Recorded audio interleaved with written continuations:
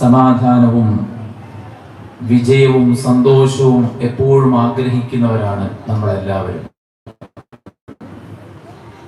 പക്ഷേ മനുഷ്യർ സമാധാനവും സന്തോഷവും തേടിയെത്തുന്നത് പലപ്പോഴും ഭൗതികമായ പല കാരണങ്ങളിലാണ്. യൂട്യൂബിലും സോഷ്യൽ മീഡിയകളിലും ജീവിതം ഹാപ്പിയായിരിക്കാൻ, ജീവിതം സമാധാനകരമായിരിക്കാൻ, ജീവിതം വിജയകരമാക്കി തീർക്കാൻ ഒരുപാട് വഴികൾ നമ്മുടെ മുമ്പിൽ സജസ്റ്റ് ചെയ്യുന്നുണ്ട്.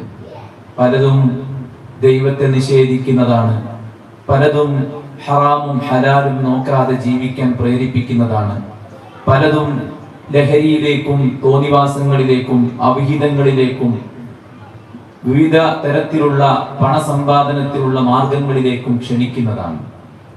ജീവിതത്തിൽ യഥാർത്ഥ വിജയത്തിന്റെ രഹസ്യം എന്താണ് എന്നത് പറയാൻ ഏറ്റവും അർഹതയുള്ളത് ജീവിതം നൽകിയ പടച്ചറപ്പാണ്. മനുഷ്യൻ സൃഷ്ടിക്കപ്പെടുന്നതിന്റെ നൂറ്റാണ്ടുകൾക്ക് മുമ്പ് ഈ പ്രപഞ്ചം ഇവിടെ ഇല്ലായിരുന്നു. ഈ പ്രപഞ്ചത്തെ സൃഷ്ടിച്ചത് പടച്ചറപ്പാണ്.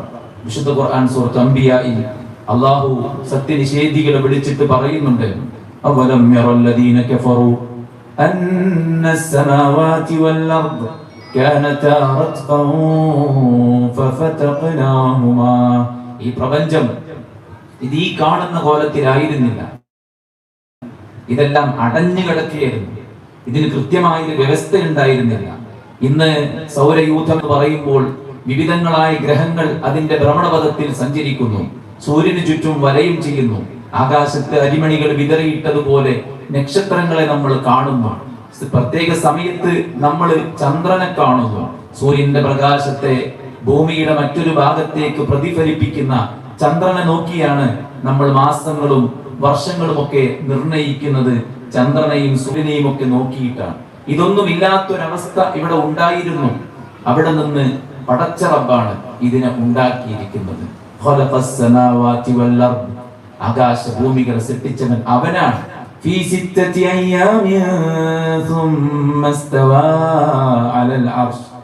അല്ലാഹു സുബ്ഹാനഹു വ തആല ആകാശ ഭൂമികളെ 6 ഘട്ടങ്ങളായി സൃഷ്ടിക്കുകയും പിന്നീട് അവൻ അവന്റെ മഹോന്നതമായ അർശിൽ ഇസ്തിവാ ചെയ്യുകയും പിന്നീട് ഈ പ്രപഞ്ചത്തിലെ ഓരോന്നും നിയന്ത്രിക്കുകയും ചെയ്തിരിക്കുന്നു.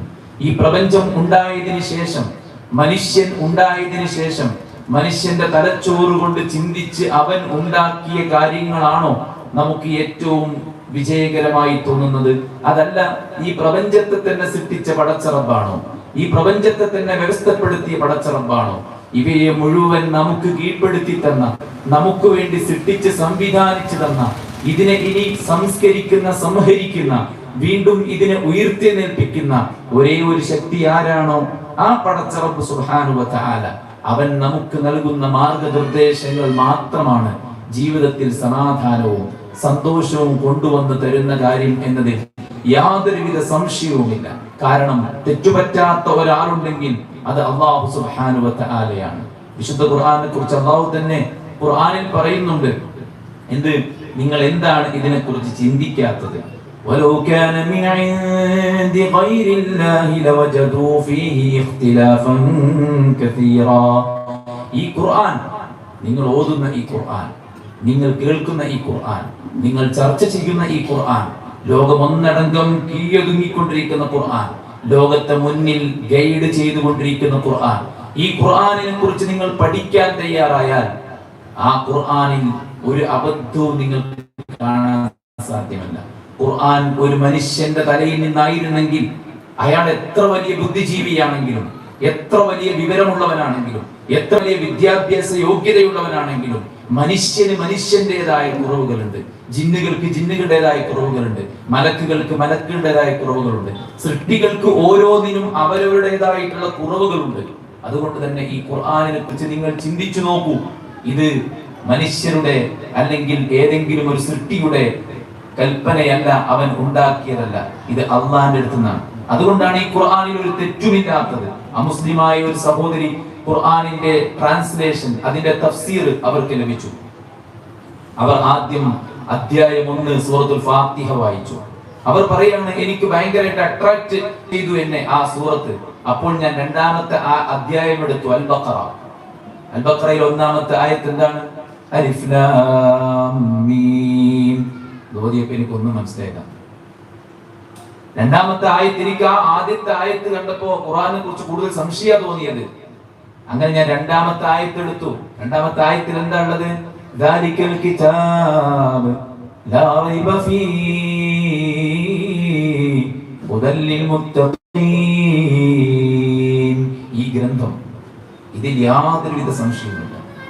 ഇത് തഖ്വ പാലിച്ച് ജീവിക്കുന്നവർക്ക് ഗൈഡ് ലൈൻ നൽകുന്ന, മാർഗനിർദ്ദേശം നൽകുന്ന, വഴികാട്ടുന്ന, അല്ലെ? നമ്മുടെ ചെറിയ കുട്ടികളെ കൈ പിടിച്ച് ഇങ്ങനെ കൊണ്ടുപോകും. അങ്ങനെ ചെയ്യും മോനെ, ഇങ്ങനെ ചെയ്യും മോനെ, അത് ചെയ്യല്ല മോനെ, ഇത് ചെയ്യല്ല മോനെ, ഇങ്ങനെ ചെയ്താൽ നിനക്ക് അത് കിട്ടും മോനെ, ഇങ്ങനെ ചെയ്തില്ലെങ്കിൽ ഇത് കിട്ടും മോനെ എന്നൊക്കെ നമ്മൾ ഒരു കുട്ടിയെ കൈ പിടിച്ച് കൊണ്ടുപോകുന്നത് പോലെ വിശുദ്ധ ഖുർആൻ നമ്മളെ സന്മാർഗത്തിലേക്ക് വഴി നടത്തും. ആ ഖുർആനിൽ ഒരു സംശയവുമില്ല. ആ സഹോദരി പറയാണ്, ആ ആയത്ത് വായിച്ചപ്പോൾ എനിക്ക് ആകെക്കൂടെ രോമാഞ്ചമായി. കാരണം ഇസ്ലാമിനെ കുറിച്ചും ഖുർആനിനെ കുറിച്ചും ഒരുപാട് സംശയം വെച്ചിട്ടാണ് ഞാൻ ഖുർആൻ വായിക്കാൻ തുടങ്ങുന്നത്. തുടക്കത്തിൽ തന്നെ അള്ളാഹു എന്നോട് പറയാണ്, ലാ റൈബ ഫീ, ഈ ഖുർആനിൽ യാതൊരുവിധ സംശയവുമില്ല. അതുകൊണ്ട് തന്നെ യാതൊരു തരത്തിലുമുള്ള സംശയവുമില്ലാത്ത, ലോകത്തിന്റെ മുന്നിൽ നമുക്ക് അഭിമാനത്തോടുകൂടെ പറയാൻ സാധിക്കുന്ന, ലോകത്തെ ഏത് ബുദ്ധിജീവിയെയും നമുക്ക് വെല്ലുവിളിക്കാനാകുന്ന ഒരു പ്രമാണമാണ് യഥാർത്ഥത്തിൽ ഖുർആൻ. ഖുർആൻ മാത്രമല്ല, ആ ഖുർആനിന്റെ പ്രായോഗിക വിശദീകരണമാണ് പ്രവാചകൻ സല്ലല്ലാഹു അലൈഹി വസല്ലമയുടെ സുന്നത്ത് എന്ന് പറയുന്നത്.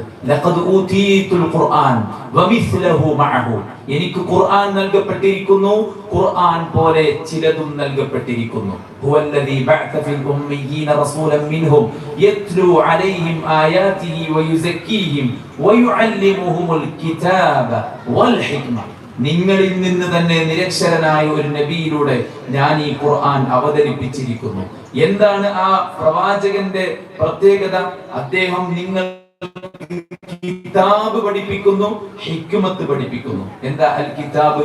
അൽ കിതാബ് ഖുർആനാണ്. ദാലികൽ കിതാബ്, ഈ ഗ്രന്ഥം, ഈ ഗ്രന്ഥം അത് കിതാബ് ഖുർആനാണ്. എന്താ ഹിക്മത്ത്? നബി ഖുർആൻ മാത്രമല്ല ജനങ്ങളെ പഠിപ്പിച്ചത്, നബി സല്ലല്ലാഹു അലൈഹി വസല്ലം ജനങ്ങളെ ഹിക്മത്തും പഠിപ്പിച്ചു. എന്താ ഹിക്മത്ത്? ഓരോ സംഗതികളും ഏതെല്ലാം നിലക്ക് ഡീൽ ചെയ്യണം, കൈകാര്യം ചെയ്യണം, അതാണ് ഭാഷയിൽ നമ്മുടെ ഹിക്മത്ത് എന്ന് പറയാം. പക്ഷെ അവിടെ കിതാബിന്റെ കൂടെ ചേർത്ത് പറഞ്ഞ ഹിക്മത്ത് സുന്നത്താണ്. നബി സല്ലല്ലാഹു അലൈഹി വസല്ലമയുടെ ജീവിതം കൊണ്ട് ഇസ്ലാമിനെ ജീവിച്ച് കാണിച്ചു തന്നു പ്രവാചകൻ സല്ലല്ലാഹു അലൈഹി വസല്ലം. നബിയുടെ കൂടെ ജീവിച്ച സഹാബത്ത്, നബിയുടെ വിശ്വാസം, നബിയുടെ കർമ്മം, നബിയുടെ സ്വഭാവം, നബിയുടെ വസ്ത്രം, നബിയുടെ ഓരോന്നും ഒപ്പിയെടുത്ത് നമുക്ക് പകർന്നു തന്നു. മഹദി ആയിഷ ഉമ്മ റളിയല്ലാഹു തആല അൻഹ നബി സല്ലല്ലാഹു അലൈഹി വസല്ലമയുടെ ജീവിതത്തിന്റെ കിടപ്പറ രഹസ്യങ്ങളും ഭാര്യമാരോടുള്ള പെരുമാറ്റങ്ങളും കുടുംബത്തിലുള്ള പ്രവാചകന്റെ ജീവിതവും നമുക്ക് ഒപ്പിയെടുത്തു തന്നു. ഇത് രണ്ടും മുന്നിൽ വെച്ചുകൊണ്ട് അല്ലാഹു സുബ്ഹാനഹു വ തആല നമ്മളോട് പറഞ്ഞു, വമാ ആതാകുമുർ റസൂലു ഫഖുദൂഹു വമാ നഹാകും അൻഹു ഫന്തഹൂ. എന്താണോ നബി സല്ലല്ലാഹു അലൈഹി വസല്ലമയിലൂടെ ഞാൻ നിങ്ങളെ പഠിപ്പിച്ചത് അത് നിങ്ങൾ സ്വീകരിക്കണം. എന്താണോ നബിയിലൂടെ ഞാൻ അത് നിങ്ങൾ മാറ്റിവെക്കണം. അതാണ് ജീവിത വിജയത്തിന്റെ ഏറ്റവും വലിയ രഹസ്യം എന്ന് പറയുന്നത്. പക്ഷെ സഹോദരിമാരെ, സഹോദരങ്ങളെ, ഇതുമാത്രം ആളുകൾ വായിക്കുന്നില്ല, ഇതുമാത്രം ആളുകൾ പഠിക്കുന്നില്ല. നമ്മൾ എന്തെല്ലാം കാര്യങ്ങൾ പഠിച്ചു, എന്തെല്ലാം കാര്യങ്ങൾ മനസ്സിലാക്കി, അറിയാത്ത എന്തെല്ലാം വിഷയങ്ങൾ നമ്മൾ ചോദിച്ചു മനസ്സിലാക്കി, അല്ലെ? നമ്മുടെ ഭൗതികമായ കാര്യങ്ങൾ നമ്മൾ അറിവുള്ളവരോട് ചോദിച്ചു മനസ്സിലാക്കും, അല്ലെ? നമുക്ക് അത്യാവശ്യമുള്ള കാര്യങ്ങൾ നമ്മൾ യൂട്യൂബിൽ സെർച്ച് ചെയ്ത് മനസ്സിലാക്കും. മറ്റുള്ളത് നമ്മൾ ചോദിച്ചു മനസ്സിലാക്കും. മറ്റുള്ളത് നമ്മൾ കോഴ്സിന് പോയിട്ട് ചേർന്നിട്ട് പഠിച്ച് മനസ്സിലാക്കും. നമ്മുടെ മക്കൾക്ക് വിദ്യാഭ്യാസം അനിവാര്യമാണെന്ന് ബോധ്യപ്പെട്ട നമ്മൾ അവരെ വിവിധങ്ങളായ കോഴ്സിന് ചേർത്തിട്ട് അവരെ പഠിപ്പിച്ചവർക്ക് മോട്ടിവേഷൻ കൊടുത്തതിന് പുറമെ അവരെ ട്യൂഷനും ചേർത്ത് നമ്മൾ പഠിപ്പിച്ചുകൊണ്ടിരിക്കുകയാണ്. നമ്മൾ വിചാരിക്കുന്നത് അവർ പഠിച്ചു വളർന്നു വലുതായി നല്ല ഉദ്യോഗം കിട്ടിയാൽ സമാധാനത്തോടെ കുടുംബം മുന്നോട്ട് പോകാമെന്നാണ്. പക്ഷേ ദീനില്ലാത്ത ഒരു കുടുംബം എങ്ങനെ മുന്നോട്ട് പോകും? എന്റെ ഫോണിൽ ധാരാളം ഉമ്മമാരുടെ ഉപ്പമാരുടെ മെസ്സേജുകളുണ്ട്. ഒരു ഉമ്മ പറഞ്ഞത്, നിങ്ങളൊരു സമയം തരണം, ആ സമയത്തിന് എത്ര വേണമെങ്കിലും കാശ് തരാം. കാശിന് വേണ്ടിയല്ല നിങ്ങൾ ചെയ്യുന്നതെന്നറിയാം, പക്ഷേ കാശ് എത്ര വേണമെങ്കിലും തരാം, പക്ഷെ നിങ്ങളൊന്ന് എന്റെ മകനോട് സംസാരിക്കണം. കാരണം ഞാനും എന്റെ ഹസ്ബൻഡും, അദ്ദേഹം ഗൾഫിൽ നല്ലൊരു ബിസിനസ്സുമായി ജീവിക്കുന്ന വ്യക്തിയാണ്. അദ്ദേഹം നാട്ടിൽ വന്നത് എന്റെ മകന്റെ പ്രശ്നം തീർക്കാനാണ്. ആ പ്രശ്നം തീരും വരേക്കും ഞങ്ങൾക്ക് ഉറക്കമില്ല എന്നാണ് അവർ പറഞ്ഞത്.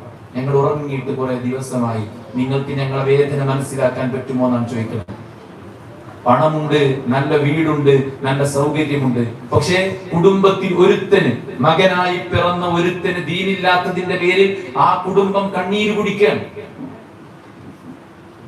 9,000 കോടി ആസ്തിയുള്ള വ്യക്തിയാണ് കഴിഞ്ഞ ദിവസം സ്വയം വെടിയുതിർത്ത് ആത്മഹത്യ ചെയ്തത്. ലോകത്ത് ആത്മഹത്യ ചെയ്തത് ഫക്കീറുകളാണോ? ആണോ? മിസ്കീനുകളാണോ? യതീമുകളാണോ? അഗതികളും അനാഥകളുമാണോ? അല്ല, വിദ്യാസമ്പന്നരാണ്, സമ്പത്തുള്ളവരാണ്, യോഗ്യതകളുള്ളവരാണ്, ഭൗതിക ലോകം കെട്ടിപ്പടുത്ത് ഏറ്റവും നല്ല സൗകര്യത്തിൽ സംവിധാനത്തിൽ ജീവിച്ചവരാണ് ലോകത്തോട് ആത്മഹത്യയിലൂടെ വിട പറഞ്ഞിട്ടുള്ള ആൾക്കാർ.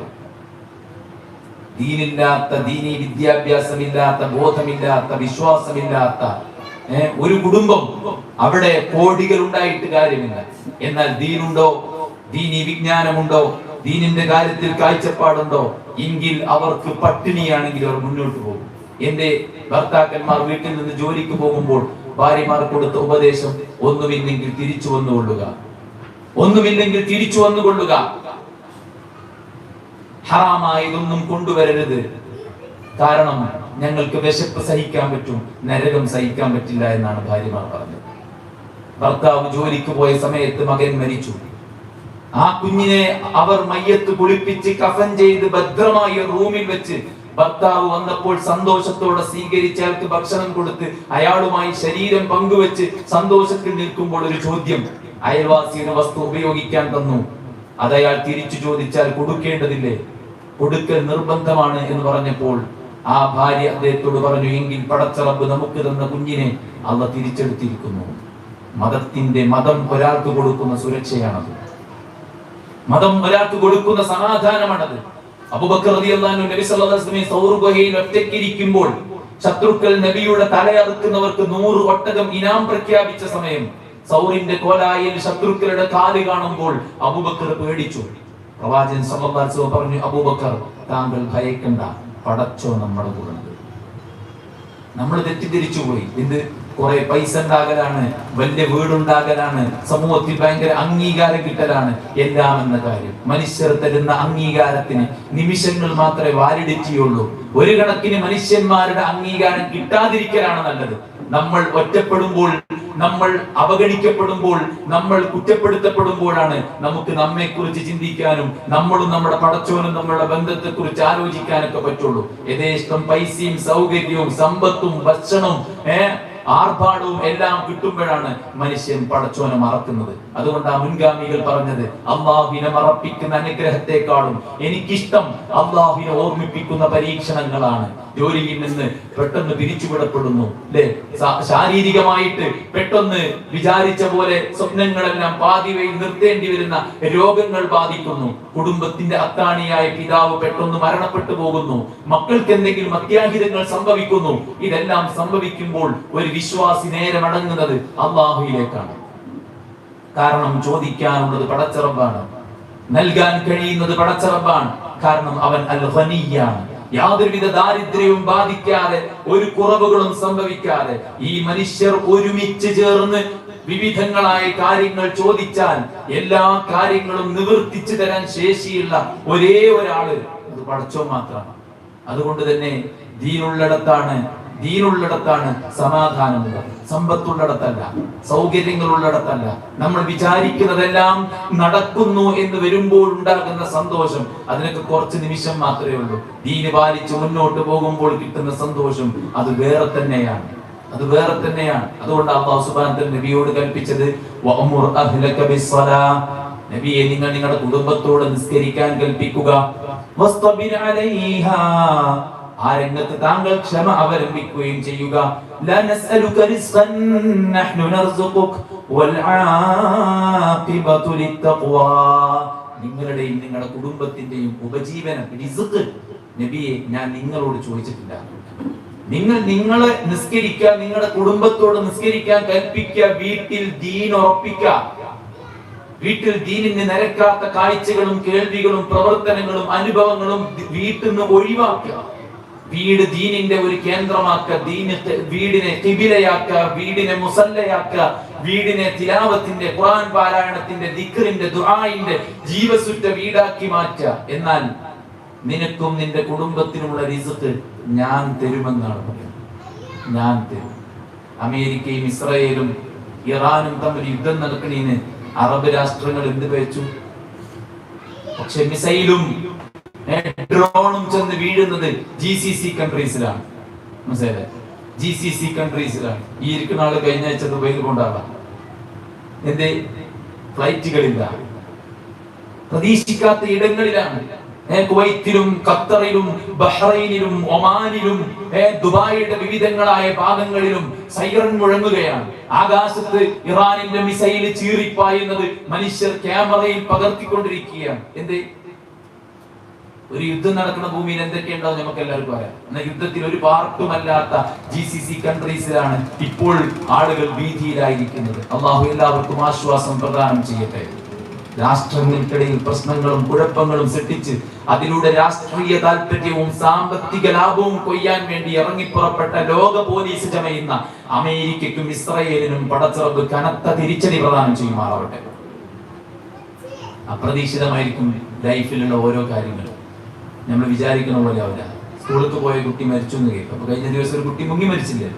അല്ലാഹു കുഞ്ഞിന് സ്വർഗം കൊടുക്കട്ടെ.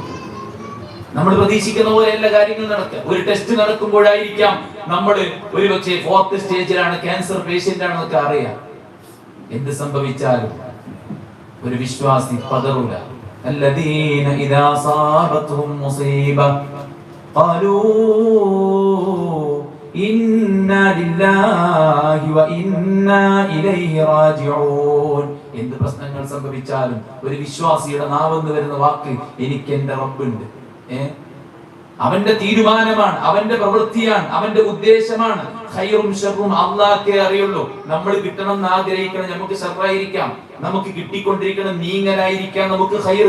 നമ്മൾ അല്ലാഹുവിലേക്ക് അടുക്കാനുള്ളത് ഈ ദുനിയാവിൽ നമുക്ക് കുറെ സൗകര്യങ്ങൾ കിട്ടലാണോ, മരിച്ചെന്ന സ്വർഗം കിട്ടലാണോ ഏറ്റവും നല്ലത്? ഒരു സംശയമില്ലല്ലോ, മരിച്ചെന്ന സ്വർഗം കിട്ടലാണ്. ആ സ്വർഗത്തിന് നമ്മളെ പ്രാപ്തനാക്കാൻ വേണ്ടി പടച്ചറബ് പലതരത്തിലുള്ള പരീക്ഷണങ്ങൾ നമുക്ക് ഇട്ടു തരുമ്പോ അവിടേക്ക് ക്ഷമിച്ചും സഹിച്ചും പ്രാർത്ഥിച്ചും പ്രതിഫലം ആഗ്രഹിച്ചും പേടിക്കാതെ, ഭയക്കാതെ, ആശങ്കപ്പെടാതെ, നിരാശപ്പെടാതെ, ദേഷ്യം പിടിക്കാതെ ഖദറുല്ലാഹ്, എന്റെ റബ്ബിന്റെ തീരുമാനമാണ്, അവൻ ഉദ്ദേശിക്കുന്നത് പ്രവർത്തിക്കാനുള്ള റൈറ്റ് അവൻ എന്റെ ജീവിതത്തിൽ ഉണ്ട് എന്ന് വിശ്വസിച്ചുകൊണ്ട് മുന്നോട്ട് പോകാൻ ഒരാൾക്ക് പ്രചോദനമേകുന്നത് ഇൽമാണ്.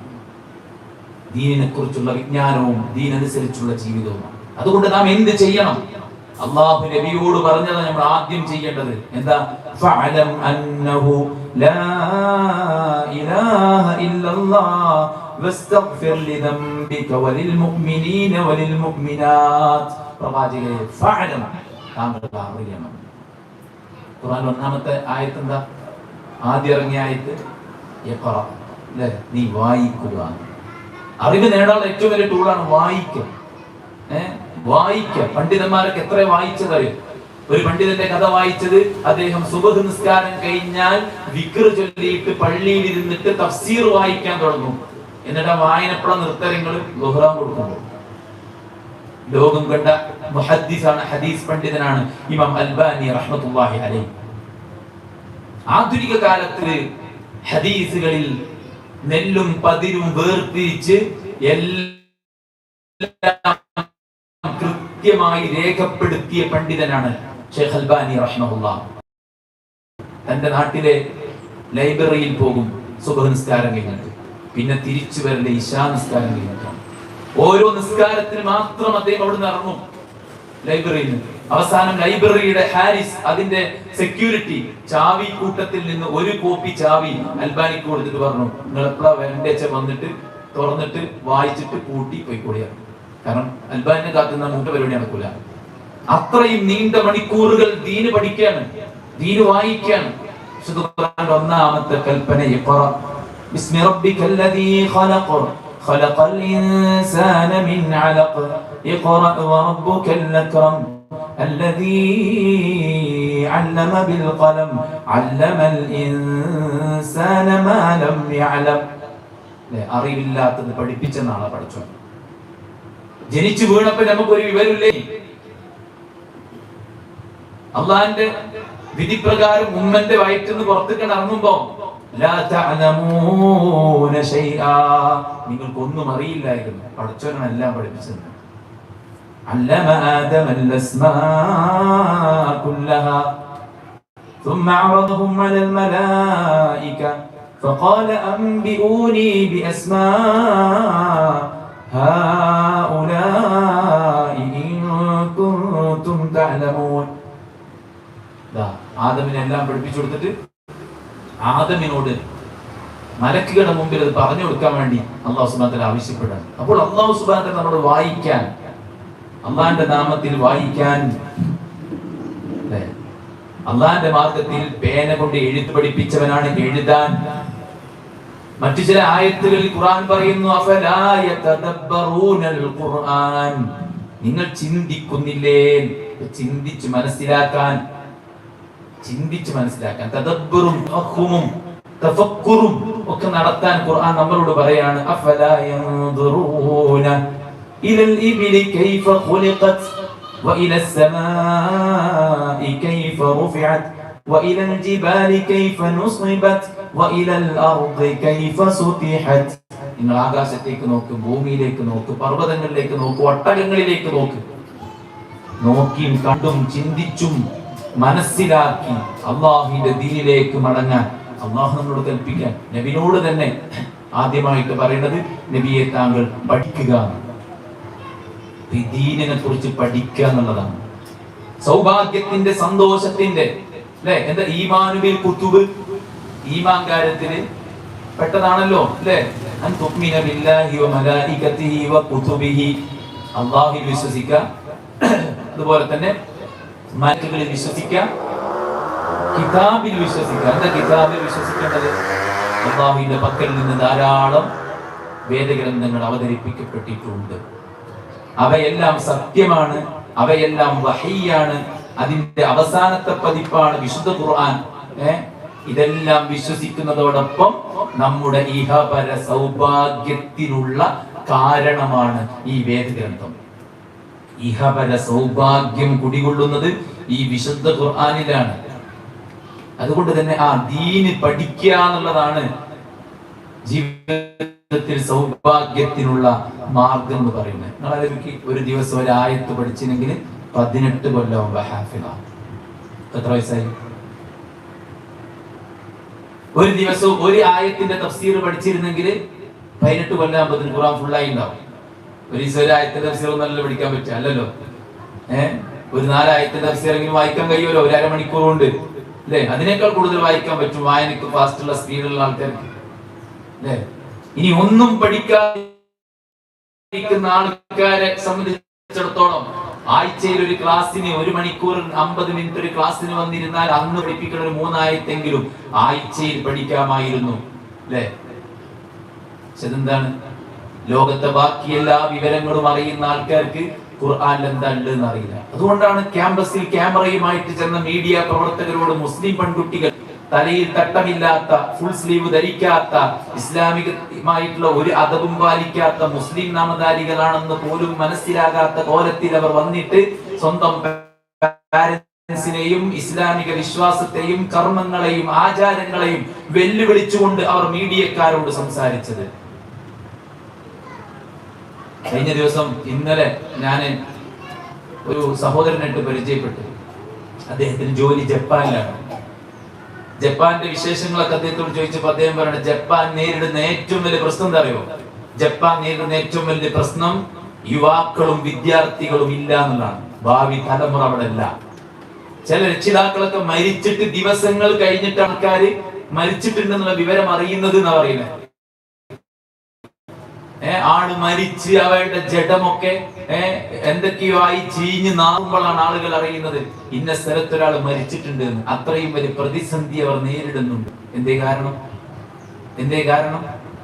കല്യാണം വേണ്ട, മക്കൾ വേണ്ട, മനസ്സിലായില്ലേ, കുടുംബം വേണ്ട.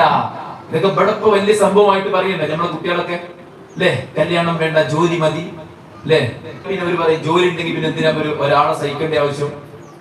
കാപ്പി കുടിക്കാൻ കാപ്പിത്തോട്ടം വേണ്ടല്ലോ, അതായത് ആവശ്യം പൂർത്തീകരിക്കാൻ സ്വന്തമായിട്ട് ഒരു കാപ്പിത്തോട്ടൊന്നും വേണ്ടല്ലോ, പെട്രോളത്ത് പോയിട്ട് കാപ്പി വാങ്ങി കുടിച്ചാൽ പോരെ. അപ്പൊ ഇഷ്ടമുള്ളവന്റെ കൂടെ ജീവിക്കാം, ഇഷ്ടമില്ലെങ്കിൽ ഒഴിവാക്കാം, പിന്നെ അടുത്ത ആളെ കൂടെ ജീവിക്കാൻ, ലിവിങ് ടുഗദർ. ഇതായിരുന്നു അവിടെ. വർഷങ്ങൾക്ക് മുമ്പ് ഇത്തരം തലതിരിഞ്ഞ ആശയങ്ങൾ നെഞ്ചോട് ചേർത്ത് പിടിച്ച അവര് ഇപ്പൊ അതിന്റെ പരിക്ക് അനുഭവിച്ചുകൊണ്ടിരിക്കുകയാണ്. ചൈനയിൽ ഈ പ്രശ്നമുണ്ട്. ചൈന കൂടുതൽ പ്രസവിക്കുന്നവർക്ക് ഒരുപാട് ഓഫറുകൾ പ്രഖ്യാപിച്ചിട്ടുണ്ട്. പക്ഷെ ആളുകളുടെ മനസ്സ് മാറി. പ്രസവിക്കാനും കല്യാണം കഴിക്കാനും ഓഫർ ഉണ്ടെങ്കിലും അവരാരും റെഡിയല്ല. മനസ്സിലായില്ലേ? അപ്പൊ നമ്മുടെ ചുറ്റുപാടിൽ ഈ തലതിരിഞ്ഞ ആശയം ഭയങ്കരമായിട്ട് സ്വാധീനിച്ചുകൊണ്ടിരിക്കുകയാണ്. പ്രത്യേകിച്ച് നമ്മുടെ കുട്ടികൾക്കിടയിൽ. അവർ വൈബിന്റെയും ചില്ലിന്റെയും ലോകത്താണ്, ഇൻസ്റ്റഗ്രാമിന്റെ ലോകത്താണ്, റീൽസിന്റെയും ഷോർട്സിന്റെയും അതുപോലെ തന്നെയുള്ള പലതരത്തിലുള്ള കൊറിയൻ ഡ്രാമകളുടെയും പിന്നാലെയാണ്. കൊറിയൻ ഡ്രാമയിൽ അഭിനയിക്കുന്ന ഏതെങ്കിലും ഒരുത്തൻ എന്നെ സെക്ഷുവലി അബ്യൂസ് ചെയ്താൽ ഞാൻ അത് അബ്യൂസ് ആണ്, എനിക്കെതിരെയുള്ള കയ്യേറ്റമാണെന്ന് പറയില്ല. ദാറ്റ് ഈസ് മൈ ഡ്രീം എന്നാണ് ഒരു കുട്ടി എഴുതി വെച്ചത്. അതെന്റെ സ്വപ്നമാണ്. ഏത് ഒരു 6ാം ക്ലാസ്സിൽ പോലും എത്തിയിട്ടില്ലാത്ത ഒരു കുട്ടി എഴുതുന്നത് കൊറിയൻ ഡ്രാമകളിൽ. മീശ മുളക്കാത്ത ചെക്കന്മാര് കണ്ടല്ലോ, അവിടുത്തെ കുട്ടികളെ മുടിയും എത്ര വലുതായാലും മീശ മുളക്കൂല, താടി മുളക്കൂല. അങ്ങനത്തെ ആളെ കൂടെ എനിക്കൊന്ന് കിടക്കണം എന്ന് പറയുന്നത് 6ാം ക്ലാസ്സിൽ പോലും എത്താത്ത കുട്ടികളാണ്. ദാറ്റ്സ് മൈ ഡ്രീം എന്ന് പറഞ്ഞാൽ അതെന്റെ സ്വപ്നമാണ്. ഈ അവസ്ഥയിലേക്ക് സമൂഹം മാറണം. ഞാൻ മുസ്ലിമാണ്, ഞാൻ നിസ്കരിക്കാറുണ്ട്, ഞാൻ ഓതാറുണ്ട്, പക്ഷെ തട്ടമിടാൻ എന്നെ കൊണ്ട് പറ്റില്ല എന്നാണ് ഒരു പെൺകുട്ടി പറഞ്ഞത്. എന്തിനാണ് അതിന് നിർബന്ധിക്കുന്നത്? തട്ടത്തിലാണോ ഈമാൻ എന്നൊക്കെ ചോദിക്കുന്നത് എന്തുകൊണ്ടാണ്? ദുനിയാവിലെ മുഴുവൻ കാര്യങ്ങളും അറിയുന്ന മനുഷ്യന്മാര് അവൻ ഉൾക്കൊള്ളുന്ന ദീനിനെ കുറിച്ച് മാത്രം അറിയാതെ ജീവിക്കാൻ.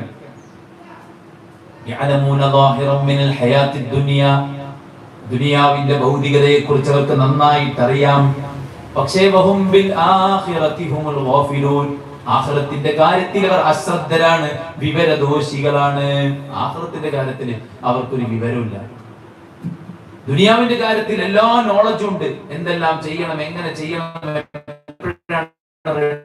റെഡിയാവുക, എപ്പോഴാണത് കേടുവരിക, എല്ലാം അറിയാം അല്ലെ? ഇപ്പൊ ആലോചിക്കും, കൊറോണ വരുന്നതിന് മുമ്പ് സൂമും അതുപോലെ തന്നെ ഗൂഗിൾ മീറ്റും ഇതൊന്നും നമുക്ക് അറിയില്ല.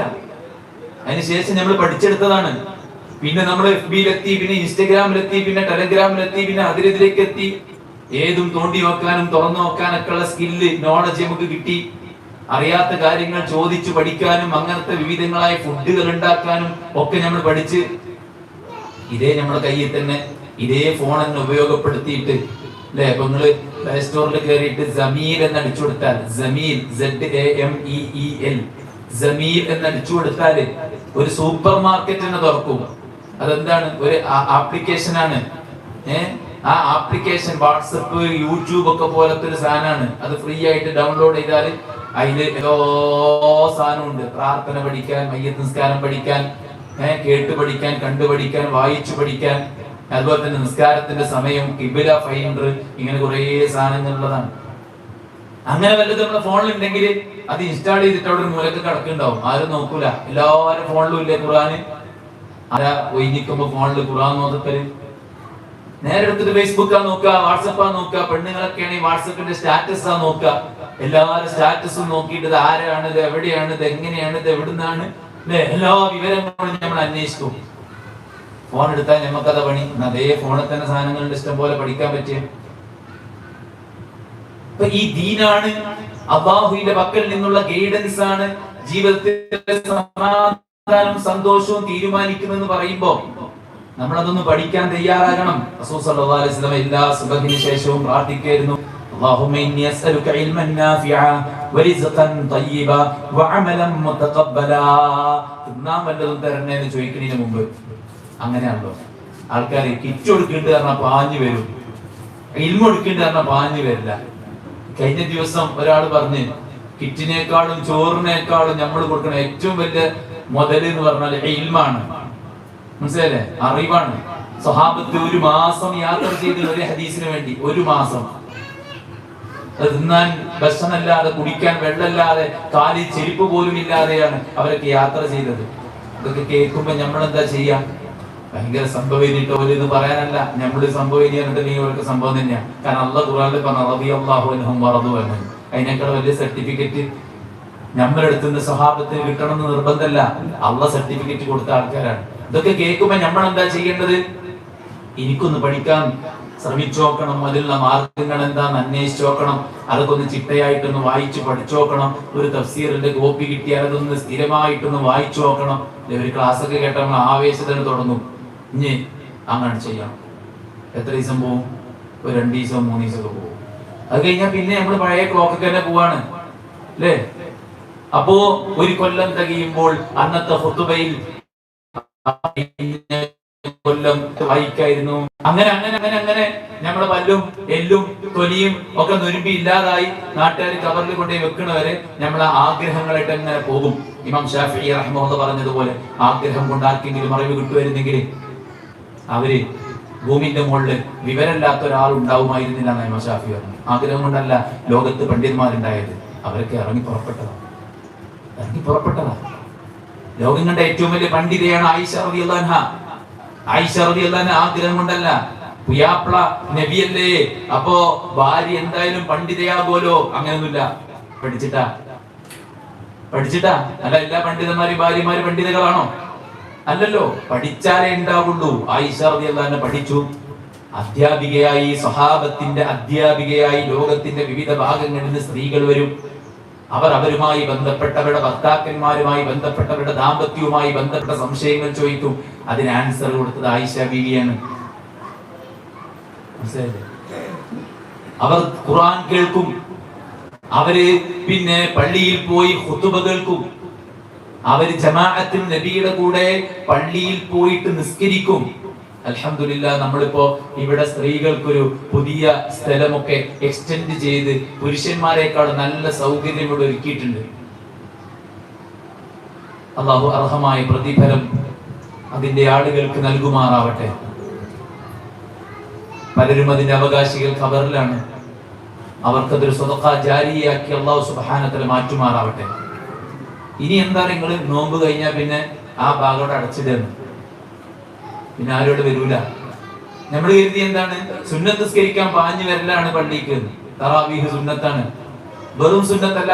ഇമാമിന്റെ കൂടെ ആദ്യം മുതൽ അവസാനം വരെ നിസ്കരിച്ചാൽ രാത്രി മുഴുവൻ നിസ്കരിച്ച കൂലിണ്ട്, ശരിയാണ്. എന്നാൽ ഭർത്താക്കന്മാരോടൊപ്പമോ അല്ലെങ്കിൽ നമുക്ക് തന്നെ സ്വന്തമായി അപ്പോഴേ നമുക്ക് ഇതിന്റെ ഗുണം കിട്ടുള്ളൂ. വീട്ടിൽ നിന്ന് നിസ്കരിക്കുന്നതിന്റെ 27 ഇരട്ടി കിട്ടും എന്ന് പറഞ്ഞാൽ അത് പള്ളി വന്ന് കിട്ടും. മനസ്സിലായില്ലേ? അവിടെ വീഴുന്ന സുജൂദുകൾ അത് കൊടുത്ത ആളുകളുടെ ഖബറിലേക്ക് പോകണമെങ്കിൽ അവിടെ സുജൂദുകൾ വീഴണം. 3 പള്ളികളിലും അല്ല, ഐന്തൂരുള്ള 5 പള്ളികളിലും സ്ത്രീകൾക്ക് നിസ്കരിക്കാൻ സൗകര്യമുണ്ട്. ജമാഅത്തിൽ പങ്കെടുത്തിട്ട് സ്വഹാബി വനിതമാർ പല സൂറത്തുകളും മനഃപ്പാടമാക്കിയത്, പല ഹദീസുകളും പഠിച്ചത്. നബി സല്ലല്ലാഹു അലൈഹി വസല്ലമയോട് പെണ്ണുങ്ങൾ വന്നിട്ട് പറഞ്ഞു, നബിയെ ഞങ്ങൾക്കൊരു ദിവസം തരണം. എന്തിന്? ഞങ്ങൾക്കും പഠിക്കണം ഖുർആന്, ഞങ്ങൾക്കും നിങ്ങളൊരു ഖുർആൻ ക്ലാസ് എടുക്കണം എന്ന്. മനസ്സിലായില്ലേ? ഞങ്ങൾക്കും നിങ്ങളൊരു ഖുർആൻ ക്ലാസ് എടുക്കണം. നമ്മളിപ്പോ ഇവിടെ ഖുർആൻ ക്ലാസ് ഉണ്ട്, അപ്പുറത്ത് ഖുർആൻ ക്ലാസ് ഉണ്ട്, പലയിടത്തും ഖുർആൻ ക്ലാസ് ഉണ്ട്. അവിടങ്ങളിലൊക്കെ നമ്മൾ പോകുന്നുണ്ടെങ്കിലും പഠനം നടക്കുന്നുണ്ടോ? 4 ചോദ്യം നമ്മളോട് ഇസ്ലാമികമായിട്ട് ചോദിച്ചു കഴിഞ്ഞാൽ നമുക്കതിന്റെ ആൻസർ പറയാൻ പറ്റുന്നുണ്ടോ? ആൻസർ പറയാൻ പറ്റുമ്പോഴാണ്. ഫാദറിന്റെ പേരെന്താ? തെറ്റൂല. നമ്മളെ പേര് തെറ്റോ? അഡ്രസ് തെറ്റോ? ഇല്ല. പാപ്പന്റെ പേര്, ഉമ്മന്റെ പേര് തെറ്റോ? ഇല്ല. നാടിന്റെ പേര് തെറ്റോ? ഇല്ല. അങ്ങനെ ആയിരിക്കണം ഇസ്ലാമികമായ ഒരു കാര്യം ചോദിച്ചാല് തെറ്റാതെ മറുപടി പറയാൻ പറ്റുമ്പോഴാണ് ഞാൻ പഠിച്ചു എന്ന് പറയാൻ പറ്റുക. പ്രാർത്ഥിക്കണം, അല്ലാഹുവേ എനിക്ക് നീ റിസ്ക് തരണേ, എനിക്ക് നീ ഖബൂൽ ചെയ്യുന്ന കർമ്മങ്ങൾ നൽകണേ എന്നൊക്കെ പ്രാർത്ഥിക്കുന്നതിന് മുമ്പ് റസൂലുള്ളാഹി ആദ്യം ചോദിച്ചത് അല്ലാഹുമ്മ ഇന്നി അസ്അലുക ഇൽമൻ നാഫിആ, അല്ലാഹു എനിക്ക് ഉപകാരപ്രദമായ ഇൽമ നീ നൽകണമേ.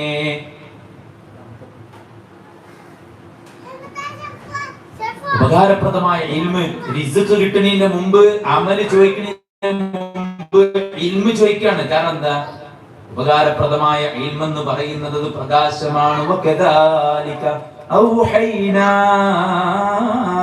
ഇലൈക റൂഹൻ മിൻ അംരിനാ മാ കുൻത തദ്രീ മൽ കിതാബ് വലൽ ഈമാൻ വലകിൻ ജഅൽനാഹു നൂറാ. ഈ ഖുർആനിനെ, ഈ ദീനിനെ, ഇതിനെ അല്ലാഹു പ്രകാശമാക്കിയിരിക്കുന്നു. ഈ പ്രകാശം ഹൃദയത്തിൽ കത്തിയാലേ നമുക്ക് പിന്നെ ഭയങ്കര സമാധാനം ഉണ്ടാവും, ഭയങ്കര റാഹത്ത് ഉണ്ടാവും. നിങ്ങൾക്കറിയില്ല, നമ്മുടെ റൈഷാദ് മൗലവി, അദ്ദേഹത്തിന്റെ ഭാര്യ മരിച്ചല്ലോ, അല്ലാഹു സ്വർഗ്ഗം നൽകട്ടെ. അവർ കുറച്ചു കാലം കോമ സ്റ്റേജിൽ കടന്നു, MES മെഡിക്കൽ കോളേജിൽ. അന്ന് അവരുടെ വിവരം എന്താണെന്ന് അന്വേഷിക്കാൻ വേണ്ടി ഞാൻ ഡോക്ടർ ജലീൽ സാഹിബിനെ വിളിച്ചു.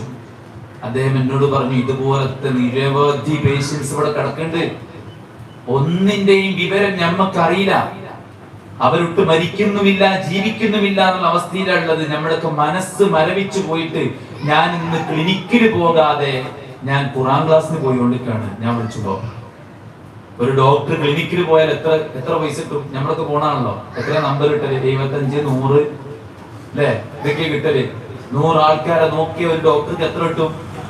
ആ വരുമാനം വേണ്ടെന്ന് വെച്ചിട്ട് ഖുർആൻ പഠിക്കാൻ പോവാണ്. കാരണം എന്താ? ഇത് നൂറാണ്. വിശുദ്ധ ഖുർആനിന്റെ വചനങ്ങൾ കേട്ട് അതിന്റെ ആശയങ്ങൾ മനസ്സിലാക്കി അതിന്റെ വിവരണങ്ങൾ പഠിക്കുമ്പോ മനസ്സിലൊരു പ്രകാശം തെളിയുകയാണ്. നഹ്ദി ബിഹി മൻ നശാഉ മിൻ ഇബാദിനാ. നമ്മിലെ ചില ദാസന്മാർക്ക് നമ്മൾ എന്ത് ചെയ്യും? ഇതുകൊണ്ട് വഴി കാണിക്കും, ഇതുകൊണ്ട് വഴി കാണിക്കും. ഒരു അഡിക്ഷനാണ് സത്യത്തിൽ. ഏത്? ഖുർആൻ ഓതുക, ഖുർആൻ പഠിക്കുക, ദീന് പഠിക്കുക. അതങ്ങോട്ട് ശീലായി കഴിഞ്ഞാണ്ടല്ലോ, എവിടെയാണോ അവസരങ്ങളുള്ളത് അവർക്ക് പാഞ്ഞു ചെല്ലുക, അത് കേൾക്കുക, അത് എഴുതിയെടുക്കുക. കേരളത്തിൽ അറിയപ്പെടുന്ന ഒരു പണ്ഡിതൻ സൗദി പോയി. അവിടുത്തെ പണ്ഡിതന്മാരെ ദർസിലിരിക്കുമ്പോ പണ്ഡിതന്മാർ പറയാണ്, അദ്ദേഹം സദസ്സിലിരിക്കേണ്ട ആളല്ല, അദ്ദേഹം ഇവിടെ ഇരിക്കേണ്ട ആളാണ്. എന്ത്? അറിയപ്പെടുന്ന ആലിമായിട്ട് പോലും പണ്ഡിതന്മാരുടെ മുമ്പിൽ പോയി ഇരുന്ന് ഇൽമു പഠിക്കാണ്. ഇമാം അഹ്മദ് ബിൻ ഹംബൽ ആരാ? ലോകം കണ്ട പണ്ഡിതനാണ്. അദ്ദേഹത്തിന്റെ കയ്യിൽ എപ്പോഴും ഒരു എഴുത്തു പലകയും ഒരു പേനയുണ്ടാവും. അദ്ദേഹത്തോട് ചോദിച്ചു, എത്ര കാലങ്ങൾ ഇൽമു പഠിക്കുന്നത്? അദ്ദേഹം പറഞ്ഞു, ഹത്തൽ മമാത്, ഞാൻ മരിക്കോളം പഠിച്ചുകൊണ്ടിരിക്കുന്നു. ഇതിന് ലാസ്റ്റ് ഡേറ്റ് ഇല്ല, ഇതിന് പ്രായമൊന്നുമില്ല. ഞാൻ ഈ വയസ്സായ ആൾക്കാരോട് പറയണ തരങ്ങൾ, നിങ്ങൾ ഇനി ഈ മറ്റു കാര്യങ്ങളൊന്നും അധികം ശ്രദ്ധിക്കണ്ട. നിങ്ങൾ ശ്രദ്ധിക്കേണ്ട എന്താണ്? ഖുർആൻ ഓതുക, ക്ലാസ്സുകൾ കേൾക്കുക, ദിക്ർ ചൊല്ലുക, അങ്ങനത്തെ കാര്യങ്ങളൊക്കെ ശ്രദ്ധിക്കുക. അല്ലാതെ അവര് നോക്കിയില്ല, അവര് മുണ്ടിയില്ല, അവര് വിളിച്ചില്ല, അതിലേക്കൊന്നും ശ്രദ്ധിക്കണ്ട. ഇനി ശ്രദ്ധിക്കുന്നത് ഒരു ബോണസാണ്. അറിവിന്റെ മുകളിൽ പോവാന്നൊക്കെ പറഞ്ഞ ബോണസാണ്. ഞാൻ ബോണസ് ടൈമിൽ നമ്മൾ ആവശ്യമില്ലാത്ത കാര്യങ്ങളിലേക്ക് ഇടപെടണ്ട. ഓടി നടക്കാൻ പറ്റുന്ന പ്രായത്തിൽ നമ്മളെല്ലാം ചെയ്തിട്ടുണ്ടല്ലോ, അതിന് ബാക്കി ചെയ്യട്ടെ. നമ്മൾ കൂടുതൽ സമയം നമ്മുടെ ഇബാദത്തിലേക്കും നമ്മുടെ മറ്റു കാര്യങ്ങളിലേക്കും ഒക്കെയാണ് ശ്രദ്ധിക്കുക. നാട്ടിലത്തെ എല്ലാവരുടെ കാര്യങ്ങളും നോക്കാൻ നമ്മളെ ഏൽപ്പിച്ചിട്ടൊന്നുമില്ല. അത് നോക്കുക, ഓരോരുത്തർ ഒടുക്ക വരുന്നത്, ഒടുക്ക പോണത്, എന്താ ആക്കണേ, എന്താ അയച്ചണ്, എന്നിട്ട് അവിടേക്കും ഇവിടേക്കും വിവരങ്ങൾ എത്തിക്കുക, എന്നിട്ട് അതിന് ബേജാറായി നടക്കുക. അതിന്റെ ഒന്നും പണിയല്ല നമുക്ക്. നമ്മളൊപ്പമുള്ള ആൾക്കാരൊക്കെ കബറിലെത്തി. നമ്മക്കുള്ള പണി എന്താണ്? നമ്മക്കുള്ള പണി ദീന് പഠിക്കുക, അത് പ്രാവർത്തികമാക്കുക, ഉള്ള സമയം ദിക്ർ ചെല്ലുക, ദുആ ചെയ്യുക. നമ്മുടെ ഒതായിൽ ഒരു ബാവാക്കുണ്ടായിരുന്നു. അദ്ദേഹം കഴിഞ്ഞ ദിവസം മരിച്ചു, അല്ലാഹു സ്വർഗ്ഗം കൊടുക്കട്ടെ. അദ്ദേഹം രാത്രി 1 മണിക്ക് നെറ്റി എണീക്കും, പിന്നെ ഒരു 4 മണി 5 മണി വരെ ശ്വാസം കിട്ടൂല അത്ര. അപ്പൊ എന്നോട് അദ്ദേഹം ചോദിച്ചു, മരിക്കാൻ വേണ്ടി പ്രാർത്ഥിക്കാൻ പറ്റുമോ? അപ്പൊ ഞാൻ അദ്ദേഹത്തോട് ചോദിച്ചു, മരിക്കാൻ വേണ്ടി പ്രാർത്ഥിക്കാൻ മാത്രം നിങ്ങൾക്ക് എന്താ പ്രയാസമുള്ളത്? അപ്പൊ അദ്ദേഹം പറഞ്ഞാണത്, എനിക്ക് ശ്വാസം കിട്ടൂല രാത്രി. എനിക്ക് ശ്വാസം കിട്ടാത്തല്ല എനിക്ക് പ്രശ്നം, എന്റെ കുടുംബക്കാരെന്റെ മക്കളെ ഞാൻ ഇടങ്ങാറാക്കാണല്ലോ എന്ന് ആലോചിച്ചിട്ടാണ് പ്രശ്നം. അപ്പൊ ഞാൻ പറഞ്ഞു, ഈ 3 മണിക്കൂർ നിങ്ങൾ ശ്രമിച്ചാല് കണക്കില്ലാത്ത കൂലിയാണ് നിങ്ങൾക്ക്. ആ മണിക്കൂറുകൾ നിങ്ങൾ അതിജയിച്ചിട്ട് നിങ്ങൾ ജീവിതത്തിലേക്ക് വന്നാല് നിങ്ങൾക്ക് ദിക്ർ ചൊല്ലിക്കൂടെ? ഒന്നുമില്ലെങ്കിൽ ജമാഅത്തിന് പോകാൻ പറ്റണില്ല, ദഅവത്തിന് പോകാൻ പറ്റണില്ല, അതൊക്കെ റെഡിയാണ്. പക്ഷെ ഈ കിടക്കുന്ന കിടപ്പിൽ നിങ്ങൾക്ക് സുബ്ഹാനല്ലാഹ് ചൊല്ല, അൽഹംദുലില്ലാഹ് ചൊല്ല, അല്ലാഹു അക്ബർ ചൊല്ല, ആ സമയമൊക്കെ നിങ്ങൾക്ക് ഉപയോഗപ്പെടുത്താലോ. അപ്പൊ നിങ്ങൾ ഒരിക്കലും മരിക്കാൻ ആഗ്രഹിക്കരുത് എന്ന് ഞാൻ അദ്ദേഹത്തോട് പറയാണ്. അപ്പൊ നമ്മളെന്താ അറിയങ്ങള്, കുറച്ചു കാലം ജീവിക്കുന്നുണ്ടെന്നുള്ളതുകൊണ്ട് ഒരുമാതിരി എന്തായിരുന്നു അറിയങ്ങള്, ഒരുമാതിരി ചൊറയായി മാറരുത്, ആൾക്കാർക്കൊക്കെ ഒരു ബുദ്ധിമുട്ടായിട്ട് മാറരുത്. നമ്മളെ മയ്യത്ത് നോക്കിയിട്ട് ആൾക്കാര് മരിച്ചുലേ, എന്നാലും ഒരു കണക്കിന് നന്നായി എന്ന് പറയരുത്. അങ്ങനെ പറഞ്ഞ ചില ആൾക്കാരുണ്ട് ഇവിടെ. മനസ്സിലായില്ലേ? അപകടത്തിന് മരിച്ച, അല്ലാതെ മരിച്ച, ചില എങ്ങനെ മരിച്ചു എന്ന് പറയാൻ പറ്റാതെ മരിച്ച ചില ആൾക്കാരൊക്കെ മരിച്ചപ്പോ നമ്മുടെ നാട്ടുകാര് ഉള്ളോണ്ട് പറഞ്ഞിട്ടുണ്ട്, ഒരു കണക്കിന് നന്നായി, നോനെ കൊണ്ടുള്ള ഷെർ ഉണ്ടാവില്ലല്ലോ. അങ്ങനത്തെ ഒരു അവസ്ഥ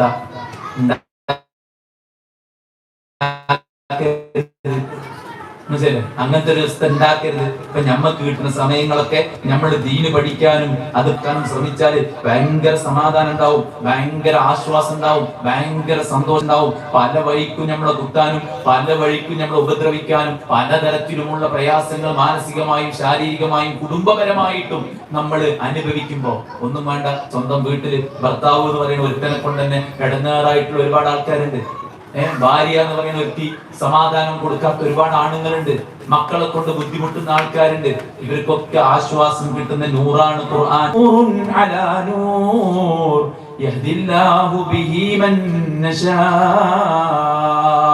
ഇത് പ്രകാശത്തിന് മേൽ പ്രകാശമാണ്.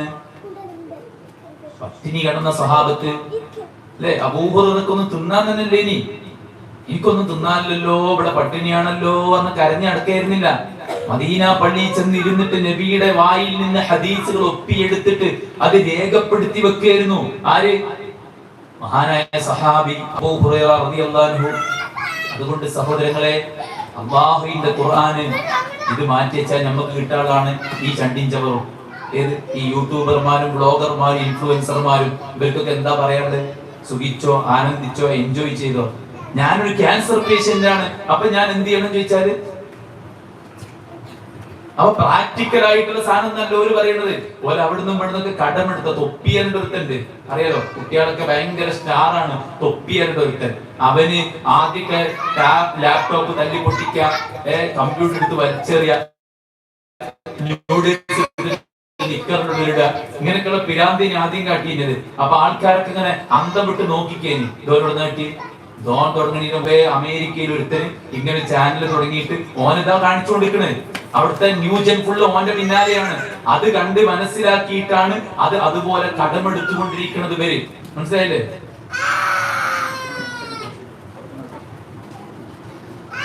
അതാണ് ഓരോ പരിപാടി. അപ്പൊ അള്ളാഹിന്റെ ഖുർആൻ മാറ്റി വെച്ചാൽ പിന്നെ നമുക്ക് എന്താ ചെയ്യാനുള്ളത്? നമ്മളെ തലച്ചോറ് തോന്നിപ്പിക്കുന്ന കാര്യം, ശൈത്താൻ തോന്നിപ്പിക്കുന്ന കാര്യങ്ങൾ ചെയ്യാം. ഈ ചണ്ടിൻ ചവറും നമ്മുടെ സമൂഹത്തിൽ അവൈലബിൾ ആയിട്ടുള്ള ചണ്ടിൻ ചവറും. ഒരു വേടൻ എന്നൊരു പാട്ടുകാരുണ്ട് അല്ലേ, ഓനോട് മീഡിയക്കാർ ചോദിച്ചു നിങ്ങൾ കള്ളുടിക്കുന്നുണ്ട് എന്നുള്ള പറയുന്നത്. ഞാൻ കള്ളു കുടിക്കാറുണ്ട്, ഞാൻ കഞ്ചാവ് ഉപയോഗിക്കാറുണ്ട്, ഞാൻ പല പെണ്ണുങ്ങളോടൊപ്പം കൺസെന്റോടുകൂടെ, കൺസെന്റ് എന്ന അനുവാദത്തോടു കൂടെ ഞാൻ ജീവിതം പങ്കുവെക്കാറുണ്ട്. അതുകൊണ്ട് ഞാൻ മോശപ്പെട്ട ഒരാളായി മാറുമോ? എനിക്കറിയില്ല. അവനറിയില്ല, പാവം. ബാക്കി എന്തോ അറിയാം, ഇത് മാത്രം അറിയില്ല. അപ്പൊ ഇങ്ങനെയുള്ള ആളുകളാണ് സത്യത്തില് ദീനൻ മാറ്റി വെച്ചാ പിന്നെ ഈ കാണുന്ന ഡ്രസ്സും ഈ കാണുന്ന ഫാഷനും ഈ കാണുന്ന ട്രെൻഡും ഇതൊക്കെ ഉണ്ടാക്കുന്നത് ആരാ? ഇതൊക്കെ അള്ളാന്റെ ദീനെന്ന് തെറ്റിപ്പോയിട്ട് പല തോന്നിയാസങ്ങളും ചെയ്തുകൊണ്ട് ജീവിക്കണ, കള്ളും കഞ്ചാവും അടിച്ചിട്ട് തലച്ചോറിൽ തോന്നിക്കണ ആശയങ്ങൾ എഴുതി ഉണ്ടാക്കിയ തിരക്കഥകളാണ് സിനിമ. മനസ്സിലായില്ലേ?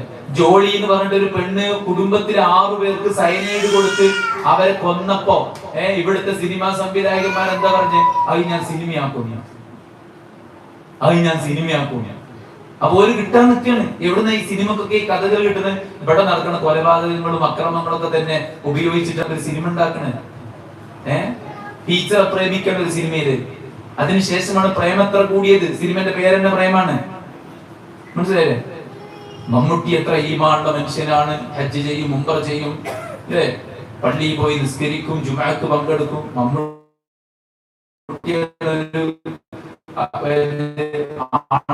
പെണ്ണും കെട്ടവനായിട്ട് അഭിനയിച്ചത് ഒരു സിനിമയില്. അതോടുകൂടെ എന്താ പ്രൊമോട്ട് ചെയ്യുന്നത്? ഇത്തരം വഴിവിട്ട ബന്ധങ്ങളെ പ്രൊമോട്ട് ചെയ്യാണ്.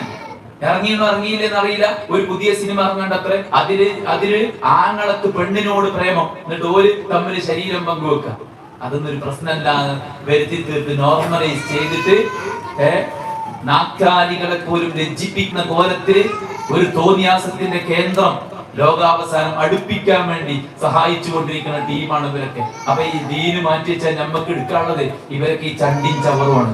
എന്നാൽ സഹോദരന്മാരെ, സഹോദരിമാരെ, ദീനാണ് നമുക്ക് വെളിച്ചമായിട്ടുള്ളത്, സമാധാനമായിട്ടുള്ളത്, സന്തോഷമായിട്ടുള്ളത്. അത് പഠിക്കുന്നവരെ സംബന്ധിച്ചിടത്തോളം അള്ളാഹു പുകഴ്ത്തി പറഞ്ഞു, ഷഹിദല്ലാഹ് അന്നഹു ലാ ഇലാഹ ഇല്ലാഹു വൽ മലായികതു വ ഉലുൽ ഇൽമി ഖായിമൻ ബിൽ ഖിസ്ത്. അല്ലാഹുവല്ലാതെ അതിനു അർഹനായി ആരും തന്നെ ഇല്ല എന്നതിന് സാക്ഷിയാണ് അല്ലാഹു. രണ്ട് മലായികത്ത്, അല്ലാഹുക്ക് എത്ര സ്ഥാനമുണ്ട്? മലക്കൾക്ക് എത്ര സ്ഥാനമുണ്ട്? മൂന്നാമത്തെ അറിയോ? വ ഉലുൽ ഇൽമി, ദീന് പഠിച്ച അറിവുള്ളവര്. ദീന് പഠിച്ച അറിവുള്ളവര്. അപ്പൊ നമ്മളെന്താ ചിന്തിക്കുക? ഒരു നല്ല ഡ്രസ്സ് ഇട്ട് വന്നാൽ എനിക്കും അങ്ങനത്തെ ഡ്രസ്സ് കിട്ടുക, എവിടുന്ന അപ്പൊ ബുക്ക് ചെയ്താവോ, എവിടുന്ന അപ്പൊ വാങ്ങിയതാവോ, ഈ കുക്കർ എവിടുന്നാണ്, ഈ സ്റ്റവ് എവിടുന്നാണ്, ഈ മിക്സി എവിടുന്നാണ്, നിങ്ങൾ വാഷിംഗ് മെഷീൻ എവിടുന്നാണ്, ഇത് എങ്ങനെയുണ്ട്, ഇതൊക്കെ ചോദിച്ചറിഞ്ഞിട്ട് അതന്നെ പോയിട്ട് ബുക്ക് ചെയ്യുന്ന ആൾക്കാരെ നമ്മള് അല്ലെ. അപ്പൊ അറിവുള്ള ഒരാളെ കാണുമ്പോ നമ്മളെന്താ, ഓ ഓനൊക്കെ നല്ല അറിവുള്ള ആളാണ്, ഞമ്മക്കൊന്നും ഇല്ലാതെ പോയി, ഇതൊക്കെ കാട്ടെ. അതെന്തേ ദീനിന്റെ കാര്യം വന്നപ്പോ അങ്ങനെ ചെയ്ത്? ഓ ഓരൊക്കെ നിസ്കരിക്കണോ ഖുർആൻ ഓതുന്നൊക്കെ കണ്ടാ പൂതിയാവും. ഓരോ ഭാഗ്യല്ലേ, അങ്ങനെ പോവും. എന്നാ ദുനിയാവിന്റെ കാര്യമാണെങ്കിലോ, ഇത് ഇവിടുന്ന് അങ്ങനെ ഉണ്ടാക്കിയത്, എങ്ങനെ ഉണ്ടാക്കിയത്, ഇത് ഇവിടുന്ന് വാങ്ങാൻ കിട്ടുന്നത്, എത്ര ഉറപ്പായത്, പോയിട്ട് വാങ്ങാണ്. എന്നാ എനിക്കും ഇതുപോലെ ഇൽമു നേടണം. എനിക്ക് ദുനിയാവിൽ ഒരുപാട് നഷ്ടങ്ങൾ സംഭവിച്ചിട്ടുണ്ട്. ഞാൻ പഠിച്ചിടത്തോളം മനസ്സിലാക്കിയിടത്തോളം ജീവിതത്തിൽ പരീക്ഷണ ഘട്ടങ്ങൾ കൊണ്ട് മാറിയ കുറെ ആൾക്കാരുണ്ട്. എന്നാൽ ജീവിതത്തിൽ അള്ളാഹു കനത്ത പരീക്ഷണം തന്നിട്ടും മാറാത്ത ആൾക്കാരുണ്ട്. ഈ പരീക്ഷണങ്ങൾക്ക് എന്തിനാ തരുന്ന? നിങ്ങൾ, ഞാൻ എന്നെ ആശ്ചര്യപ്പെടുത്തിയ ഹദീസ് ഉണ്ട്, നിങ്ങൾ ശ്രദ്ധിച്ചു കേട്ടോളൂ.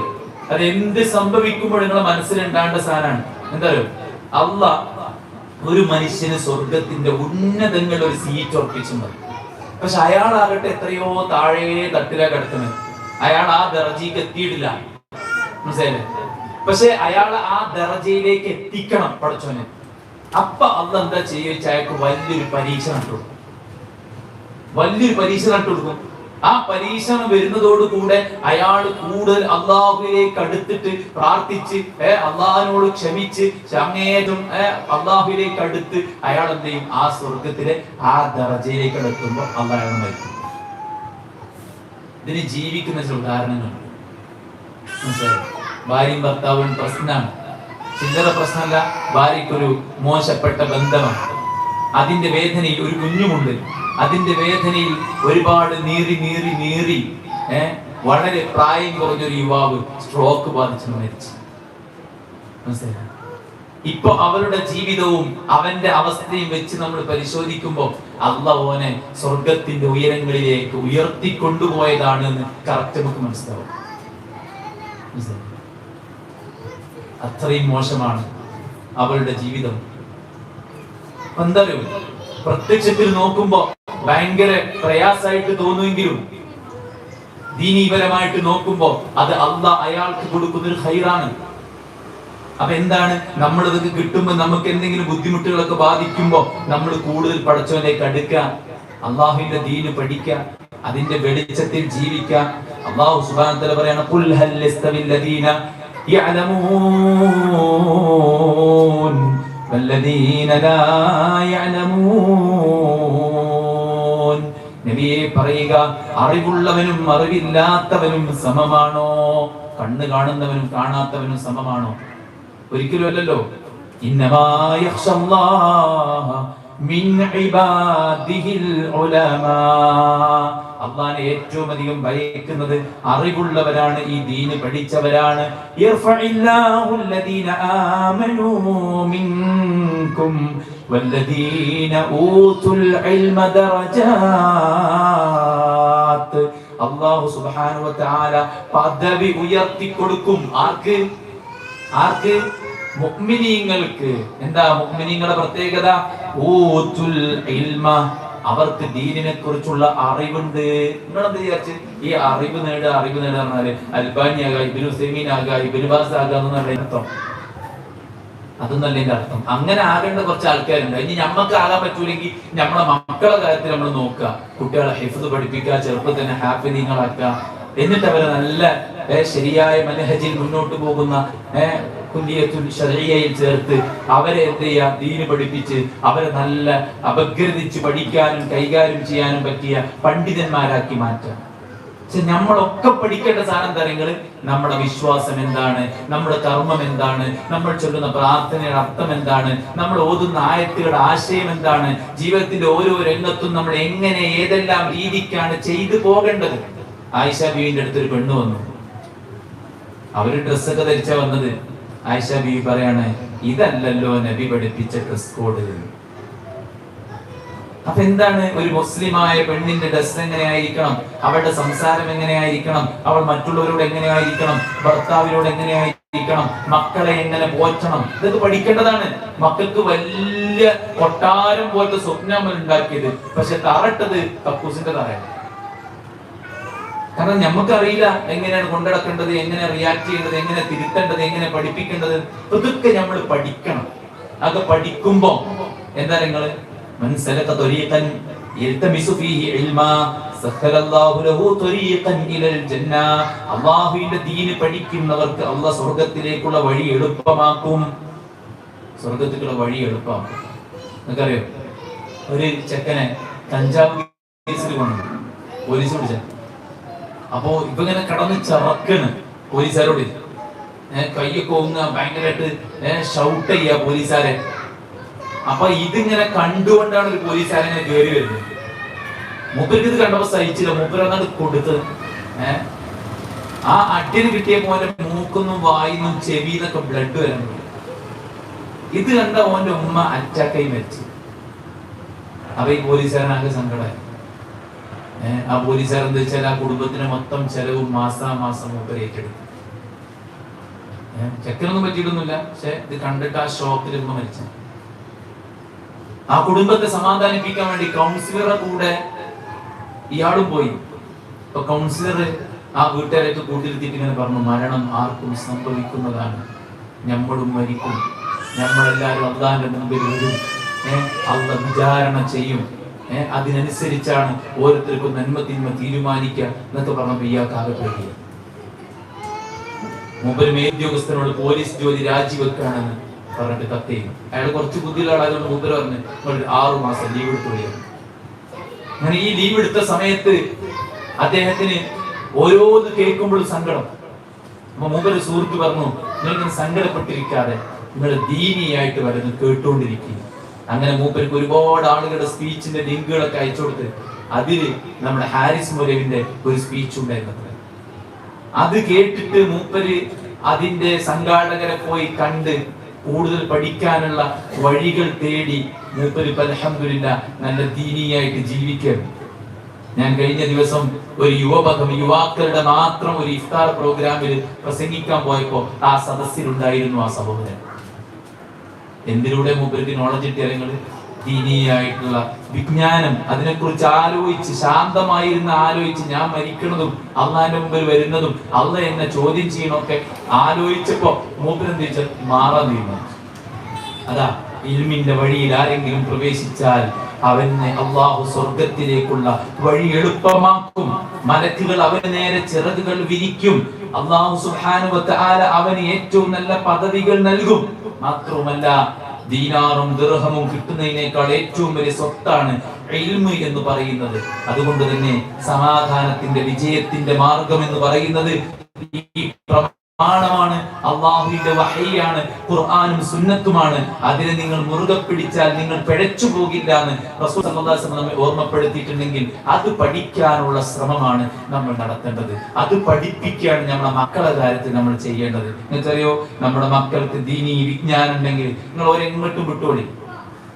ഓരെ ഡൽഹിക്ക് വിടാ, UK വിടാ, യൂറോപ്പിക്ക് വിടാ, എവിടേക്കും വിടാ. ഒരു മാന്യമായി ജീവിക്കും. അങ്ങനെ മാന്യമായി ജീവിക്കുന്ന കുട്ടികളെ ഒരുപാട് കണ്ട അനുഭവത്തിലാണ് ഞാൻ പറയുന്നത്. റോഫ്കോണിന്റെ പബ്ലിസിറ്റിക്ക് വേണ്ടിയും അതിന്റെ ഒരു അനൗൺസിംഗ് കോൺഫറൻസിന് വേണ്ടിയും ഞാനും എന്റെ സുഹൃത്തുക്കളും ഡൽഹിയിൽ പോയി. അവിടെ ഞങ്ങൾ താമസിച്ചത് ഒരു കുട്ടികൾ പഠിക്കുന്ന ഹോസ്റ്റലിലാണ്. ആ ഹോസ്റ്റലില് താഴെ താമസമുറിയാണ്. അതിന്റെ മുകളിൽ അപ്സ്റ്റെയറിൽ അവര് മുസല്ലയൊക്കെ വിരിച്ചിട്ട് നിസ്കരിക്കാനുള്ള സൗകര്യം റെഡിയാക്കിയിരിക്കും. ഞാൻ അവരോട് ചോദിച്ചു, ഇവിടെ എന്തൊക്കെ കാര്യങ്ങൾ നടക്കണമെന്ന് ചോദിച്ചു. അവർ പറഞ്ഞു, പള്ളി ഇവിടെ അടുത്തൊന്നും ഇല്ലാത്തതുകൊണ്ട് 5 നേരം ഞങ്ങൾ ബാങ്ക് പിടിച്ച് ജമാഅത്തായിട്ട് നിസ്കരിക്കും. ഇവിടെ ഉള്ള സമയത്ത് ക്യാമ്പസിലാവുമ്പോൾ ക്യാമ്പസ് നിസ്കരിക്കും. പിന്നെ എല്ലാ സുബഹിക്ക് ശേഷം ഞങ്ങൾ അമാനിമുൽ തഫ്സീർ വായിക്കും. എല്ലാ ഞായറാഴ്ചയും ഞങ്ങൾ ഇവിടെ അവൈലബിൾ ആയ ഫാക്കൽറ്റീസിനെ കൊണ്ടുവന്നിട്ട് തുടർച്ചയായ മതപഠന ക്ലാസ് സിയാറുകൾ ഞങ്ങൾ സംഘടിപ്പിക്കും. പിന്നെ സ്പെഷ്യൽ പ്രോഗ്രാമുകളൊക്കെ വരുമ്പോൾ ഞങ്ങൾ ക്യാമ്പസിൽ ദഅവത്തും മറ്റു പരിപാടികളൊക്കെ നടത്തും. നമ്മളെ കാഴ്ചപ്പാട് എന്താ? കാഴ്ചപ്പാട് മാത്രമല്ല, നമ്മൾ കാണുന്നതാണ്. യാത്രയിൽ റെയിൽവേ സ്റ്റേഷനിലും ബസ് സ്റ്റാൻഡിലും ഒക്കെ നമ്മൾ കാണുന്നതാണ്. ബസ്സുകൾ കിട്ടും, സ്ലീപ്പർ ബസ്സുകൾ കിട്ടും. ആ ബസ്സില് ആണും പെണ്ണും എന്ത് ചെയ്യാ? ടിക്കറ്റ് ബുക്ക് ചെയ്യാ. എന്നിട്ട് ഇവിടെ നിന്ന് കേറുക. എവിടുക്ക? ബാംഗ്ലൂരിലേക്കാണ്. രാത്രി മുഴുവൻ ഒരുമിച്ച് കഴിഞ്ഞുകൂടാ. അവര് ബസ്സിലെ കർട്ടൻ നീക്കിയാൽ ആരും കാണാനില്ല എന്നുള്ള ധൈര്യത്തിലാണ് അവരിതൊക്കെ ചെയ്യുന്നത്. കർട്ടനപ്പുറത്ത് പടച്ചറബി എന്ന് നിരീക്ഷിക്കുന്നുണ്ട് എന്ന ബോധമുള്ളവൻ ഒറ്റയ്ക്കുള്ള സീറ്റ് ഉണ്ടോ ചോദിക്കും ബസ്സുകാരോട്. ഒറ്റയ്ക്കുള്ള സീറ്റ് ഉണ്ടെങ്കിൽ ആ സീറ്റ് മതി എന്ന് പറഞ്ഞ് ബുക്ക് ചെയ്യും. മനസ്സിലായല്ലേ? പ്രണയാഭ്യർത്ഥനയുമായിട്ട് വരുന്ന ആളുകളോട് മാന്യമായിട്ട് അവരെ റിജക്ട് ചെയ്യും. എല്ലാ കള്ളുകുടിക്കാനും തോന്നിവാസത്തിനൊക്കെ അവസരങ്ങൾ വരുമ്പോ അവരെന്ത് ചെയ്യും? അതിനൊക്കെ മാറിയിട്ട് നല്ല കർമ്മങ്ങൾ ചെയ്ത് ജീവിക്കുന്ന ഒരു കൂട്ടത്തിന്റെ കൂടെ ജീവിക്കുന്ന ആൾക്കാരെ കണ്ട് മനസ്സിലാക്കിയ അനുഭവത്തിലാണ് ഞാൻ പറയുന്നത്. മനസ്സിലായില്ലേ? അന്ന് ആ കുട്ടി ആ സംസാരിച്ച കുട്ടി ഇന്ന് തിരൂരങ്ങാടി ഒരു വാർഡിലെ മെമ്പറാണ്. ലീഗിന്റെ സ്ഥാനാർത്ഥിയായി മത്സരിച്ച് വളരെ ചെറുപ്രായത്തിൽ തന്നെ മെമ്പറായി കയറിയിരിക്കുകയാണ് ആ കുട്ടി. ഒരിക്കൊന്നും ദുനിയാവിൽ നഷ്ടം സംഭവിച്ചിട്ടില്ല. നമുക്കൊക്കെ അങ്ങനെ ഒരു പേടിയാണ്. ദീന് പാലിച്ചാല് ദുനിയാവിലെ നഷ്ടങ്ങൾ സംഭവിക്കുമോ? സഹോദരങ്ങളെ, ഈ ദുനിയാവ് തരേണ്ടതും പടച്ചവനാണ്, ആഖിറം തരേണ്ടതും പടച്ചവനാണ്. അതുകൊണ്ട് ദീന് പഠിച്ചത് പാലിച്ചു എന്നുള്ളതുകൊണ്ട് എന്തുണ്ടാവില്ല? നിങ്ങള് എന്തുണ്ടാവില്ല? ദുനിയാവിൽ നഷ്ടം ഉണ്ടാവില്ല. ഇനിയിപ്പോ ദുനിയാവിൽ നഷ്ടം ഉണ്ടായി എന്ന് വിചാരിച്ചോളി. നിങ്ങള് ദുനിയാവിൽ നഷ്ടം ഉണ്ടായി എന്ന് വിചാരിച്ചോളി. ദുനിയാവിനേക്കാളും വലുതാണ് പരലോകം. ദുനിയാവിൽ വലിയ വലിയ നേട്ടമുണ്ടായി, പക്ഷെ മകൻ നിസ്കരിച്ചൂല, നോമ്പ് വെക്കൂല. എന്താ കാര്യം? ഒരു കാര്യമില്ല. അതുകൊണ്ട് മനസ്സിലായില്ലേ? അതുകൊണ്ട് തന്നെ നമ്മുടെ മക്കളെ ഒക്കെ എന്താ വെച്ചാൽ ദീന് പഠിപ്പിക്കാൻ വേണ്ടേ. നമ്മുടെ നാട്ടിലൊരു കൾച്ചർ ഉണ്ട്. ഇവിടെ കുറെ ആൾക്കാർ പ്രസംഗിക്കാൻ വന്നിട്ടുണ്ടാവും. പക്ഷെ ഞാൻ ഈ നാട്ടുകാരനായതുകൊണ്ടാണ് ചില ടച്ചിങ്ങുകൾ എന്റെ സംസാരത്തിന് ഉണ്ടാവും. മനസ്സിലായില്ലേ? നമ്മുടെ നാട്ടിലൊരു കൾച്ചർ എന്താ വെച്ച് കഴിഞ്ഞാല് ഒരു പ്രായം കഴിഞ്ഞാൽ കുട്ടികളെ വിടുക. ഏത് മദ്രസ കഴിഞ്ഞാൽ പിന്നെ കുട്ടികളെ യഥേഷ്ടം വിടുക. അപ്പൊ നിങ്ങൾ തറാവീഹിനെന്ന് പറഞ്ഞിട്ട് ഇന്നലെ ഇപ്പോ ഞങ്ങള് അരീക്കോട് ഒരു പള്ളിയിലായിരുന്നു. 3 കുട്ടികൾ, ഒരു വീട്ടിലത്തെ 3 കുട്ടികൾ ഒരുമിച്ച് വന്നിട്ട് ചെറിയ ചെക്കനെ തറാവിയാണ് കയറ്റി വിട്ടിട്ട് ബാക്കി 2 കുട്ടികൾ എലിയോ പോയി. മനസ്സിലായില്ലേ? ഇനി ഒരെപ്പോഴും വരിച്ച തറാവി കഴിഞ്ഞിട്ടാ വരിക. ലൈലത്തുൽ ഖദ്ർ കിട്ടാൻ വേണ്ടി ഇമ്മിയും ബാപ്പിയും നോട്ട് ചെയ്ത് വെച്ചോളി. ലൈലത്തുൽ ഖദ്ർ കിട്ടാൻ വേണ്ടി ഇമ്മിയും ബാപ്പിയും മക്കളെ വീട്ടിലാക്കിയിട്ട് ഒരാൾ പോകും. ഈ മക്കള് രാത്രിയിൽ ഉറങ്ങണ മക്കളുണ്ട്. അൽഹംദുലില്ലാഹ് ഇന്ന് ഉറങ്ങാത്ത മക്കളുണ്ട്. മനസ്സിലായി? ദൃക്സാക്ഷികൾ കണ്ടിട്ടുണ്ട്. ഈ നാട്ടുകാരല്ലാത്ത പലരും പാതിര സമയത്ത് ഇവിടെ സ്കൂട്ടിയുമായിട്ട് അലഞ്ഞു നടക്കുന്നത്. മനസ്സിലായി? നട്ടപ്പാതിരക്ക് മാസ്കും ഇട്ടിട്ട് ഇതിലൂടെ നടക്കുന്ന ഈ നാട്ടുകാരല്ലാത്ത ആൾക്കാരെ നമ്മക്കറിയാം. മനസ്സിലായിട്ടോ? അതൊന്നും വെറുതെ വരുന്നതല്ല. ഒരു ഫോണും പിടിച്ചിട്ട് കൊരങ്ങാട് ആ ആളില്ലാത്ത ഒഴിഞ്ഞ സ്ഥലത്ത് നിന്ന് ചാറ്റ് ചെയ്യണതും ഫോൺ ചെയ്യണതും ഒരു ഉദ്ദേശിച്ച സ്ഥലങ്ങളിലൂടെ എത്തണമൊക്കെ വെറുതെ അല്ല. മനസ്സിലായി? വിളിച്ചിട്ടും പറഞ്ഞിട്ടും ഒക്കെ ഇവിടെ വന്ന് കയറുന്ന ആൾക്കാരുണ്ട്. ഏതെങ്കിലും വീട്ടിനകത്ത് കയറി താമസിക്കുന്നുണ്ടോന്ന് ആർക്കും അറിയില്ല. അള്ളാഹു കാത്തുരക്ഷിക്കട്ടെ. അതുകൊണ്ട് നല്ലോണം ജാഗ്രത കാണിക്കുക. മനസ്സിലായില്ലേ? ജാഗ്രത കാണിക്കുക. നമുക്ക് എന്താ വെച്ച് കഴിഞ്ഞാൽ കാക്കക്ക് പെൺകുഞ്ഞ് പൊൻകുഞ്ഞ് എന്നാണല്ലോ. കറുത്ത കുട്ടിയാണെങ്കിലും കാക്കക്ക് കാക്കന്റെ കുട്ടി വലുതാണ്. അതുകൊണ്ടൊന്ന് വീണാല് ഒന്നിങ്ങനെ എടുത്തിട്ട് മരക്കൊമ്പ് വെക്കാനും പോലും പറ്റാത്ത ആളാണ് കാക്ക. അല്ലെ? അതിന് പോലും ഒരു സമ്മതിച്ചൂല. അതേപോലെ നമ്മളെ മക്കൾ നമുക്ക് വലുത് തന്നെയാണ്.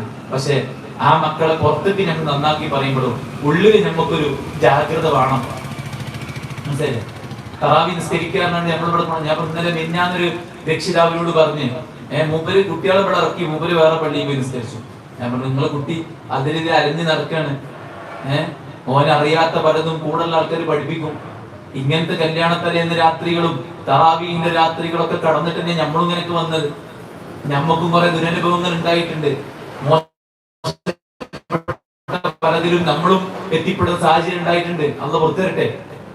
ആ അനുഭവത്തിൽ നിന്നുകൊണ്ട് പറയുമ്പോൾ നമ്മൾ എന്ത് വെച്ച് കഴിഞ്ഞാൽ നമ്മുടെ മക്കളുടെ കാര്യത്തിൽ ജാഗ്രത കാണിക്കണം. ഒരു പ്രായം കഴിഞ്ഞാൽ വിടലല്ല പോലെ നമ്മൾ വിട്ടുകൊടുത്ത തരങ്ങൾ ഓരൊക്കെ ഉപയോഗിച്ചിട്ട് കഞ്ചാവ് കടത്താനും മോശപ്പെട്ട നിലക്ക് പൈസ ഉണ്ടാക്കാനും ഒക്കെ ഉള്ള ലോബികളിലൂടെ പ്രവർത്തിച്ചുകൊണ്ടിരിക്കുന്നുണ്ട്. അതിലൊക്കെ പെട്ട് കഴിഞ്ഞാൽ തരങ്ങൾ ഒരു കുട്ടിക്ക് എന്ന് രക്ഷപ്പെടാൻ കഴിയുന്നത്. അതുകൊണ്ടാണ് ഈ കുട്ടികളൊക്കെ ആത്മഹത്യ ചെയ്യുന്നത്. കാരണം ഭീഷണിയാണ്. കാരണം ഇവരെ എല്ലാ സീക്രട്സും ഇവർക്ക് അറിയാം. ഇവരൊരുത്തൻ ഈ സർക്കിളിൽ നിന്ന്, അതായത് ഈ കഞ്ചാവും ലഹരിയും ഒക്കെ വെക്കുന്ന ആൾക്കാരെ സർക്കിളിൽ നിന്ന് ഒരു കുട്ടി ഇനിച്ച് വെജാന്ന് പറഞ്ഞിട്ട് പോയാല് ഓനെ പിന്നെ ഓര് ജീവിക്കാൻ വിടൂല. കാരണം എന്താ വെച്ചാൽ ഇതിന്റെ രഹസ്യങ്ങളൊക്കെ ഓൻ അറിയാം. അതുകൊണ്ട് അപ്പൊ നമ്മൾ എന്ത് വെച്ചാൽ നമ്മൾ കഷ്ടപ്പെട്ട് എല്ലുമുറി അധ്വാനിച്ച് നമ്മൾ തിന്നാതെ നമ്മളെ മക്കളെ ഊട്ടിയിട്ട് ഓരങ്ങട്ട് അങ്ങാടി പിള്ളേരെ കൂടെ വിടലല്ല, മറിച്ച് നല്ല ദീനി ബോധമുള്ള ആൾക്കാരെ കൂടെ വിടാനും ദീന് അവരെ പഠിപ്പിക്കാനും ഒക്കെയാണ് നമ്മൾ എന്ത് ചെയ്യേണ്ടത്, ശ്രമിക്കേണ്ടത്. പടച്ചോൻ നമ്മൾ അയിനങ്ങട്ട്